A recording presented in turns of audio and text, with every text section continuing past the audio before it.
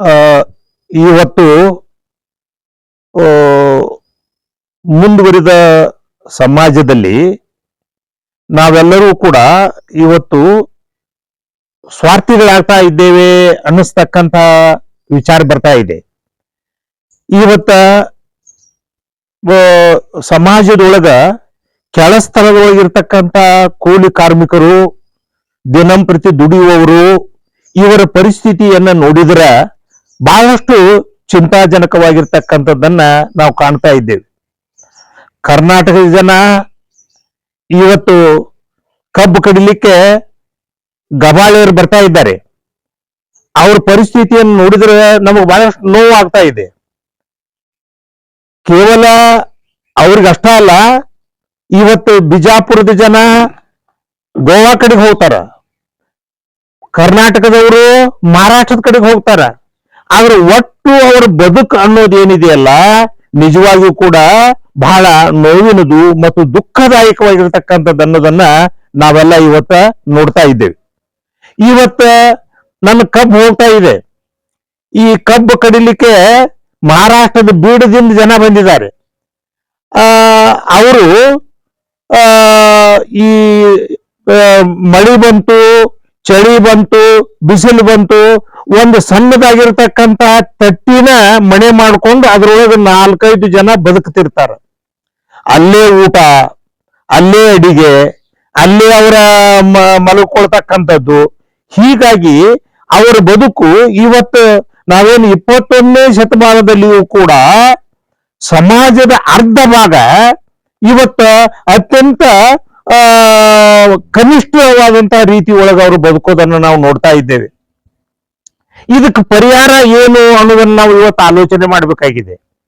ಯಾಕಂದ್ರೆ ನಾನು ಆ ಗಬಾಳಿ ಜನರನ್ನು ನೋಡ್ತಾ ಇದ್ದೇನೆ.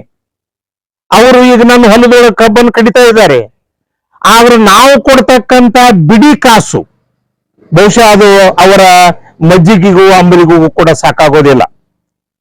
ಆದ್ರೆ ನಾವು ಕೂಡ ಅಲ್ಲಿ ಬಹಳಷ್ಟು ಚೌಕಾಸಿ ಮಾಡ್ತೇವೆ. ಇಲ್ಲ, ನೀವು 100 ರೂಪಾಯಿ ಬೇಡ, 50 ತಗೊಳ್ರಿ, 200 ಬೇಡ, 100 ತಗೊಳ್ರಿ ಅನ್ನತಕ್ಕಂಥದ್ದನ್ನ ನಾವು ಮಾಡ್ತೇವೆ.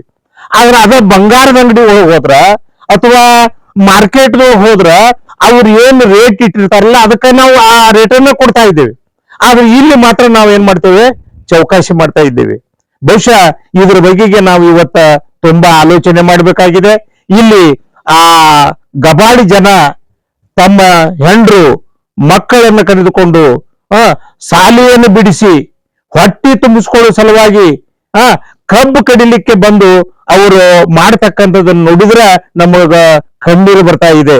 ನಾನು ಒಂದು ದಿವಸ, ಮಣ್ಣಿನ ದಿವಸ ನಾನು ನೋಡಿದೆ. ಒಂದು ದಿವಸ ಅವರು ಬೆಳಗಿನ ಜಾವ 6 ಗಂಟೆಗೆ ಕಬ್ಬು ಕಡಿಲಿಕ್ಕೆ ಹತ್ತಿದ್ರು. ಬಹುಶಃ ಮಧ್ಯಾಹ್ನಕ್ಕೆ 1 ತಾಸು ಅವರು ಕಬ್ಬು ಕಡಿಯೋದನ್ನು ನಿಲ್ಲಿಸಿದ್ರು.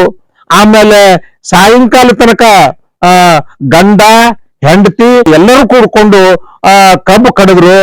ಆದ್ರೆ ಅವ್ರು ತುಂಬಬೇಕಾಗಿದ್ದು ಯಾವಾಗಂದ್ರೆ ಅವ್ರು ತುಂಬೋದು ರಾತ್ರಿ 12 ಗಂಟೆಗೆ ಮುಗಿತಾ ಇದೆ. ಅಂದ್ರ ಎಷ್ಟು ತಾಸು ಅವ್ರು ಕೆಲಸ ಮಾಡಿದ್ರು ಅನ್ನೋದನ್ನು ನೋಡ್ಬೇಕು.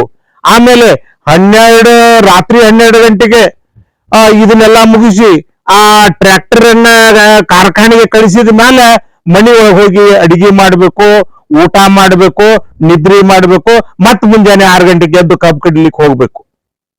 ಅತ್ಯಂತ ಭಯಾನಕವಾಗಿರ್ತಕ್ಕಂಥ ಪರಿಸ್ಥಿತಿ ಒಳಗ ಅವ್ರ ಬದುಕಿದೆ. ಅದಕ್ಕ ನಾವು ಇವತ್ತು ಏನಂತೀವಿ ಅಂದ್ರ, ನಾವೇನು ಇವತ್ತ ಮುಂದುವರೆದ ಜನಾಂಗ, ನಾವೆಲ್ಲ ಏನು ಸಮಾಜದೊಳಗ ನಾವು ಎತ್ತರದೊಳಗೆ ನಿಲ್ತಕ್ಕಂಥ ಜನ ಏನ್ ನಾವು ಇದೀವಲ್ಲ, ನಾವು ಕೂಡ ಅವ್ರ ಸಲುವಾಗಿ ಏನಾದ್ರೂ ಒಂದು ರೀತಿ ಒಳಗೆ ಚಿಂತನೆ ಮಾಡ್ಬೇಕು ಹಾಗೆ ಅಂತ ತಿಳ್ಕೊಂಡು ನಾವು ಆಲೋಚನೆ ಮಾಡ್ಬೇಕಾಗಿದೆ. ಇವತ್ತ ಅವ್ರದ್ದು ಬದುಕಿನ ರೀತಿಯನ್ನು ನೋಡಿದ್ರೆ ಆ ಮಕ್ಕಳು ಸಾಲಿ ಬಿಟ್ಟು ಬಂದಿದ್ದಾರೆ, ಅವ್ರಿಗೆ ಸಾಲಿ ಇಲ್ಲ, ಆಮೇಲೆ ಅಲ್ಲಿ ಮನೆ ಇಲ್ಲ, ಆಮೇಲೆ ಹೊಲ ಇಲ್ಲ. ಆದ್ರೆ ಯಾವಾಗ ಕೂಲಿ ಮಾಡಿದ್ರೇನೆ ಇವತ್ತು ಅವ್ರಿಗೆ ಹೊಟ್ಟೆ ತುಂಬತಕ್ಕಂಥದ್ದು ನಡೀತಾ ಇದೆ. ಇಂಥ ಪರಿಸ್ಥಿತಿ ಒಳಗ ಸರ್ಕಾರ ಅವ್ರಿಗೆ ಏನಾದ್ರೂ ಯಾವ್ದಾದ್ರೂ ರೀತಿ ಒಳಗ ಅವ್ರಿಗೆ ಸಹಾಯ ಸಹಕಾರ ಮಾಡಿ ಅವರನ್ನ ಒಂದು ರೀತಿ ಒಳಗ ಅವರ ಜೀವನವನ್ನ ಎತ್ತರಕ್ಕೆ ತರಬೇಕು ಹಾಗೆ ಅಂತ ತಿಳ್ಕೊಂಡು, ಅದು ರಾಜ್ಯ ಸರ್ಕಾರ ಇರಲಿ, ಕೇಂದ್ರ ಸರ್ಕಾರ ಇರ್ಲಿ, ಮತ್ತು ಇನ್ನೊಂದು ಅತಿ ಮಹತ್ವದಂದ್ರ ಅವರ ಮಕ್ಕಳಿಗೆ ಉಚಿತವಾದಂತ ಶಿಕ್ಷಣವನ್ನು ಕೊಡ್ಲಿಕ್ಕೂ ಕೂಡ ವ್ಯವಸ್ಥೆ ಮಾಡಬೇಕು, ಅವ್ರು ಇರ್ಲಿಕ್ಕೆ ವ್ಯವಸ್ಥೆ ಮಾಡಬೇಕು. ಯಾಕಂದ್ರ ಅವ್ರ ಬದುಕೆಲ್ಲ ಈ ದಾರಿ ಒಳಗನ ಹೋಗ್ತಾ ಇದೆ. ಇದ್ರ ಸಲುವಾಗಿ ಸರ್ಕಾರ, ಅದು ಕರ್ನಾಟಕ ಸರ್ಕಾರ ಇರ್ಲಿ, ಬೇರೆ ಸರ್ಕಾರ ಇರ್ಲಿ, ಎಲ್ಲರೂ ಕೂಡ ಅದ್ರ ಬಗೆಗೆ ಒಂದು ರೀತಿ ವಿಚಾರ ಮಾಡಬೇಕು. ಅವರಿಗೆ ಒಂದು ದಾರಿಯನ್ನು ಕಲ್ಪಿಸಬೇಕು, ಅವರಿಗೆ ಮನೆ. ಆಮೇಲೆ ಇನ್ನೊಂದು ಏನಾಗ್ತಾ ಇದೆ, ಮನುಷ್ಯನಿಗೆ ಮುಂಜಾನಿಂದ ಸಾಯಂಕಾಲ ದುಡಿದ ಮ್ಯಾಲ ಅವ್ರಿಗೆ ಮಾನಸಿಕವಾದಂತ ತೊಂದರೆ ಉಂಟಾಗ ಅವ್ರು ಸೆರೆ ಕುಡ್ಲಿಕ್ಕೆ ಚಾಲು ಮಾಡ್ತಾರ. ಈ ಸೆರೆ ಯಾಕೆ ಕುಡಿತಾರೆ ಅನ್ನೋದನ್ನು ನಾವು ವಿಚಾರ ಮಾಡಬೇಕಾಗಿದೆ. ಯಾಕಂದ್ರ ಇವತ್ತು ದುಡಿದ ಮ್ಯಾಲ ಅವ್ರಿಗೆ ಏನಾದ್ರೂ ಮನರಂಜನೆ ಆಯ್ತು ಅಥವಾ ಇದು ಯಾವುದೂ ಸಿಗದೆ ಇದ್ದಾಗ, ನೋವಾದಾಗ ಅವರು ಆ ಕಡೆಗೆ ಹೋಗ್ತಾ ಇದ್ದಾರೆ. ಅದು ಯಾಕೆ ಈ ರೀತಿಯಾಗಿ ಅವ್ರ ಬದುಕು ಹಾಳಾಗ್ತಾ ಇದೆ ಅನ್ನೋದನ್ನು ಕೂಡ ನಾವು ಇವತ್ತ ಆಲೋಚನೆ ಮಾಡಬೇಕಾಗಿದೆ. ಅಂದಾಗ ಮಾತ್ರ ನಾವು ಸಮಾಜವನ್ನು ನಿರ್ಮಾಣ ಮಾಡ್ಲಿಕ್ಕೆ ಸಾಧ್ಯ ಆಗ್ತಾ ಇದೆ ಅನ್ನೋದು ನನ್ನ ಭಾವನೆ. ನಮಸ್ಕಾರ ವೀಕ್ಷಕರೇ, ನೀವು ಇನ್ನು ನಮ್ಮ ಜೀ ಕನ್ನಡ ಮೀಡಿಯಾ ಚಾನೆಲ್ಗೆ ಸಬ್ಸ್ಕ್ರೈಬ್ ಆಗಿಲ್ಲ ಅಂದ್ರೆ ಕೂಡಲೇ ಸಬ್ಸ್ಕ್ರೈಬ್ ಮಾಡಿ. ಇದಿಷ್ಟು ಈವರೆಗಿನ ಸುದ್ದಿ. ನಿರಂತರ ಸುದ್ದಿಗಳಿಗಾಗಿ ನೋಡ್ತಾ ಇರಿ ಜೀ